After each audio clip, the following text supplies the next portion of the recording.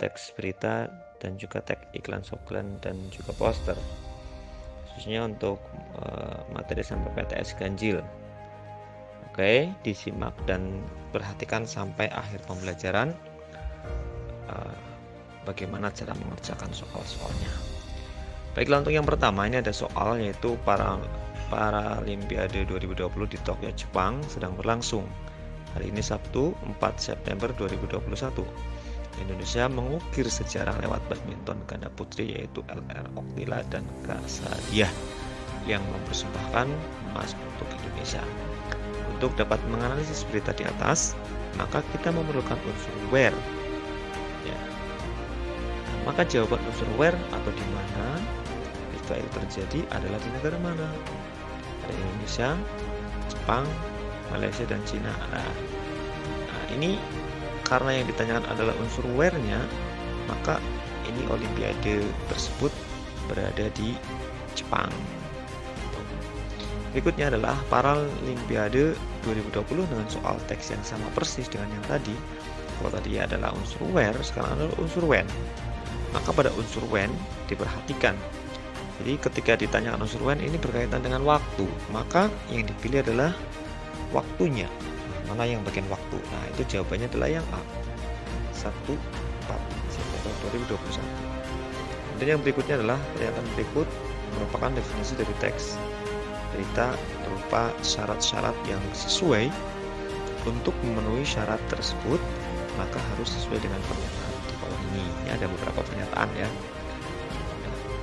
Yang pertama adalah sistematis adalah berita disampaikan seimbang dan tidak memihak.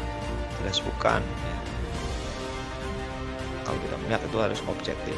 Kemudian faktual adalah berita harus berdasarkan opini pendapat. Kalau faktual itu harus fakta sesuai dengan kenyataan. Terkini artinya berita boleh yang terjadi masih hangat atau baru. Ya, terkini itu artinya berita itu harus baru lah, ini jawabannya yang dipilih. Kemudian yang Cristiano Ronaldo akhirnya pindah ke MU, itu bukan sebagai pernyataan salah berita. Kemudian yang berikutnya adalah unsur berita yang menanyakan when.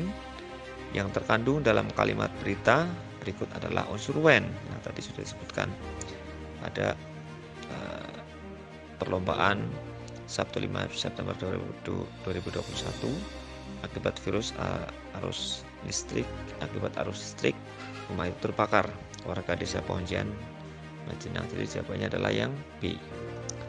Kemudian berikutnya, tadi sudah disampaikan di jawaban yang B ya. Tadi sudah disampaikan di depan.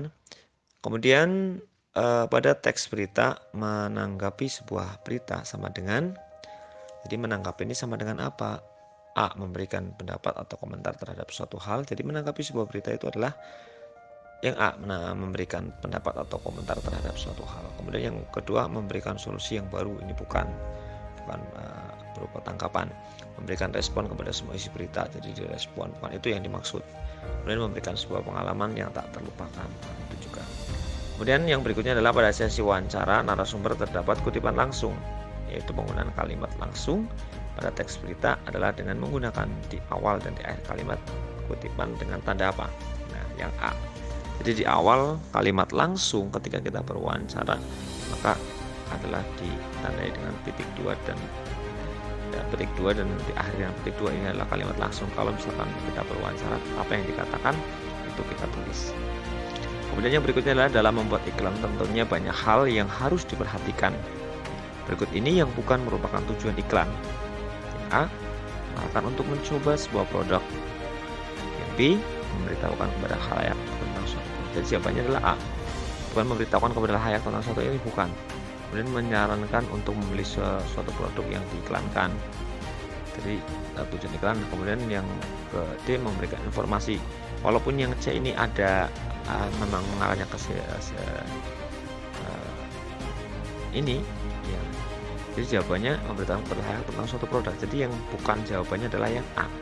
Karena yang B adalah merupakan tujuan iklan. Jadi bukan untuk mencoba ya. Arahnya bukan ke situ, tapi memberitahukan khalayak ramai, menyarankan membeli untuk membeli produk ya. Kemudian memberikan informasi. Yang berikutnya adalah perhatikan pernyataan berikut. A. Sebagai reminder mengingatkan konsumen untuk membeli. B. Sebagai informasi menyampaikan produk dan ciri-cirinya. C. Sebagai persuasi mengarahkan konsumen untuk membeli. Dari ketiga pernyataan tersebut yang merupakan apakah jenis iklan, bahasa slogan, fungsi iklan, atau fungsi produk. Jadi yang pernyataan di atas ini merupakan fungsi iklan. Kemudian ketika kita melewati jalan raya dan tempat-tempat strategis, kita sering menjumpai poster. Ini adalah pernyataan yang tepat tentang definisi poster. Pertama, media pengumuman dan tulisan yang cantik. Itu yang dimaksud media promosi yang efektif yang memasarkan berbagai produk kepada konsumen karena daya jangkauan yang luas. Kemudian yang kecil, media publikasi yang terdiri atas tulisan, gambar. Kalau yang ini adalah, yang B ini adalah iklan ya. Kemudian kalau media publikasi yang terdiri atas tulisan dan gambar, kombinasi antara keduanya. Nah, ini adalah definisi daripada poster. Kemudian yang D, media massa yang memasarkan berbagai produk kepada konsumen karena sebagai perpanjangan tangan konsumen, juga bukan itu. Jadi jawabannya adalah C. Kemudian tag yang bertujuan memengaruhi orang lain terdapat pada bahasa tag iklan, slogan, dan poster selalu menarik perhatian, maka disebut dengan teks apa? Tag iklan ini tag persuasi jawabannya. Karena apa? Tag persuasi ini memengaruhi, misalkan orasi ataupun pidato, itu juga termasuk jenis tag persuasi ya, karena itu juga memengaruhi. Kemudian kalau tag naratif ini tag yang berupa cerita ya. Ada dongeng, fabel, cerpen, dan lain sebagainya. Ada novel juga. Ini tag naratif. Kemudian tag argumentatif ini tag yang berisi tanggapan ataupun pendapat. Pendapat seorang ahli didukung dengan berbagai teori-teori lah, ini disebut sebagai tag argumentasi. Jadi berisi pendapat menurut Profesor A gitu. Kemudian tag deskriptif sudah kita bahas, yaitu tentang kelas 7, yaitu tentang tag yang berisi sebuah gambaran. Ini bisa dibaca oleh kalian. Info 7 melakukan produk adalah penawaran. Kemudian yang kedua tempat lain, silakan kalian baca untuk referensi rangkuman atau rangkuman khusus ya, bisa kalian baca lagi di sini. Seperti referensi ya. Nah, kita bisa lihat ya, ini adalah bisa dibaca sebagai rangkuman buat kalian. Setelah dibaca dari sumber-sumber yang bisa kalian dapatkan dari internet, buku e-book atau buku elektronik, atau suasana kalian sudah diterima oleh kalian. Pustaka juga ada, silahkan dibaca. Baik tujuannya ini adalah tetap semangat. Keberhasilan dan kesuksesan itu tidak bisa dicapai dengan angan. Itu perjuangan dan kerja keras, karena kesuksesan itu harus dimulai dengan usaha, doa, dan kerja kita.